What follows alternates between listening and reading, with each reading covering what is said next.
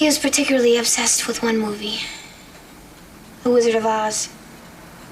He talked about it constantly. I thought it was cute at first. On our wedding night, I was a virgin. When we made love, you've seen the film, haven't you? The Wizard of Oz? Yeah, I've seen it.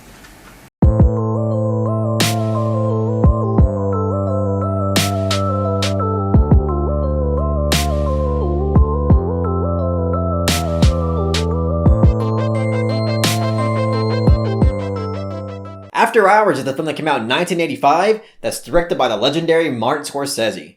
So After Hours is this month's subscriber poll winner, and I couldn't be more happier because Martin Scorsese is not only objectively one of the most legendary filmmakers to ever live, but he's also one of my personal favorite filmmakers of all time. I mean, this guy is able to craft films that contain such artistry, but at the same time, also having such an expansive appeal to his films to where you can pretty much sit down with anybody and watch a Scorsese film and both love it, whether or not you watch film casually, or for those who consider themselves kino lords like myself, anybody can sit down and really get a lot out of his films. He's such an incredible filmmaker that continues to inspire so many different filmmakers today. He's made so many iconic and influential films like Taxi Driver, Raging Bull, even King of Comedy, even though it's a bit overlooked. Goodfellas is arguably one of the best films ever made, and it's my personal favorite Martin Scorsese film. And speaking of Goodfellas, rest in peace Ray Liotta.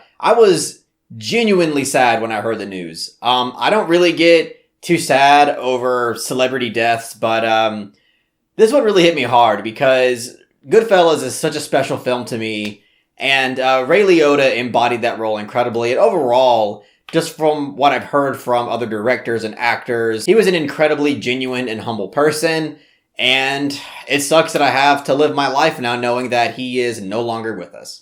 Meanwhile, Liotta, who had only done 3 films at the time, lobbied director Martin Scorsese for nearly a year to land the part, and got a little help from De Niro. I recommended Ray. I said, Martin, Yeah, I remember hearing that at a party. And so, Thanks, Bob. that's it.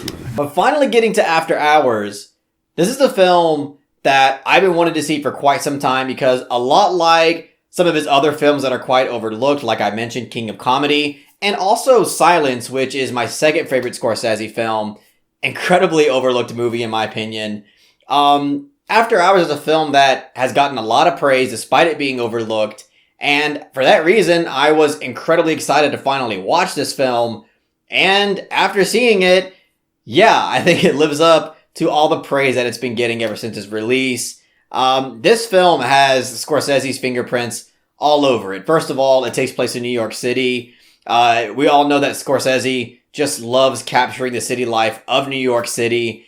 And in this film, After Hours, he's able to capture it in such a surreal and bizarre manner, but not in a way that feels like it's unlike reality. Everything that you witness in this film truly feels like it's capturing that honest, chaotic energy of New York City. I've never been to New York City, but my partner Jen has, and she grew up there for pretty much over a decade, and she can confirm this does capture the energy and a lot of truth about New York City in the sense that everywhere you turn, there's some type of rich and interesting character that in ways can be just so bonkers. But anyway, this is a film that follows a main character that goes down an unexpected rabbit hole that is essentially unable to escape. One thing always seemingly leads to another thing, and that other thing has a consequence for the next thing that he does, and so on and so forth. And this entire nightmare for this character essentially is initiated by his desire to score. He wants to hook up with a chick and essentially get laid. I mean, I'm not saying that he didn't genuinely like this chick, because the first interaction that they have, definitely seems like they hit it off and have similar interests. But I think it's fair to say that his main goal for that night was hoping that he would get laid. And that's why I love one of the shots in this film. It's actually the wallpaper behind me, where he looks at a drawing of a naked man pretty much getting his dick bit by a shark. And I just feel like that's so relevant and symbolic for the main character. But as I mentioned, in terms of this film's craft and the personality behind the camera, Scorsese's fingerprints are all over it. There are so many different swooping camera shots. There was actually more rapid movements of the camera and quick zoom-in shots than I expected going into this film. And I think it really works well for what Scorsese is going for, because again, I feel like this film is trying to capture that chaotic energy of New York, and through the camera movements and through the editing, I feel like it's really able to embody that feeling. But there's also this type of suave element to the camera movements as well, because there are moments, specifically the scene that involves the song You're Mine, the way that the camera kind of has this smooth, floating presentation throughout that scene, it just captures an atmosphere that feels grandiose and larger than life. And it's something that we have come to see from other Scorsese films from there on out. And also this film embraces a dark sense of humor that we've come to expect from Scorsese at this point. And even though Martin Scorsese didn't write this film, it was written by Joseph Minion. But if I had to guess, one of the many reasons why Scorsese was interested in this project was because of its sense of humor. Scorsese, I feel like, is not talked about enough in the sense of his abilities to be incredibly hilarious. A lot of Scorsese films, to me, are a laugh riot. In a lot of his greatest films, he's able to establish a goofy and dark sense of humor without watering down that dramatic tone, and, balancing those two things back and forth in a way that, feels totally consistent is an incredibly difficult task for a filmmaker to do. And I feel like Scorsese is one of the masters at really accomplishing that. Would you just give me a break? I really just want to go home. I'm sorry, I can't do that. I could lose my job. Well, who would know exactly? I could go to a party, get drunk, talk to someone. Who knows?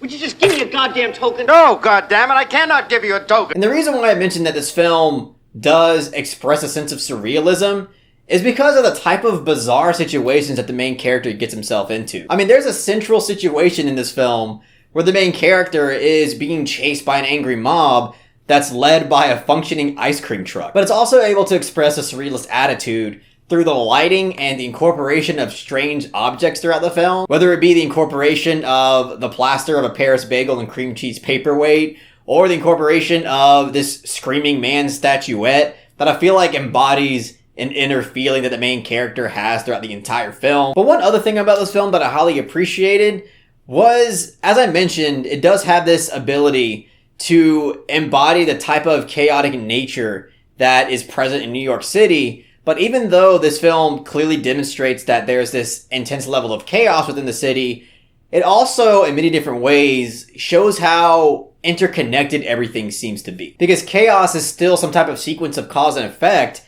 and that cause and effect is certainly demonstrated in this film. And it just goes to show you that, especially when you're in a city like this, if you catch yourself in the wrong place in the wrong time, you can get yourself into some deep shit. Really, the only big criticism that I have of this film is that I feel like some of the writing choices, not really with the story, but with some of the dialogue, especially with the main character, just feels perhaps a bit too over the top at times. And even though some of those times I understand that it's kind of played for laughs, it's supposed to be comedic, there are other times where I was confused if I was supposed to take that seriously or not. But either way, I obviously still really enjoyed this film. I mean, it doesn't really come as a shock because it's Martin Scorsese. Martin Scorsese is such a master at his craft, and I just had a really good feeling that he wasn't going to disappoint me here because he has never disappointed me. So I'm going to give After Hours a solid 8 out of 10. Yes, you are. You're mine. And of course, as I mentioned in the beginning of this review, this is a really entertaining movie that is still very artful. Obviously, I think this one is perhaps a bit more on the entertaining side in comparison to some of his other films. But there's definitely many levels of artistry here that I highly appreciated. But anyways, that's all I got to say about After Hours. If you really enjoyed what I had to say about the film, please give it a thumbs up and share it amongst your friends. And don't forget to subscribe to the channel to be updated on more film-related content.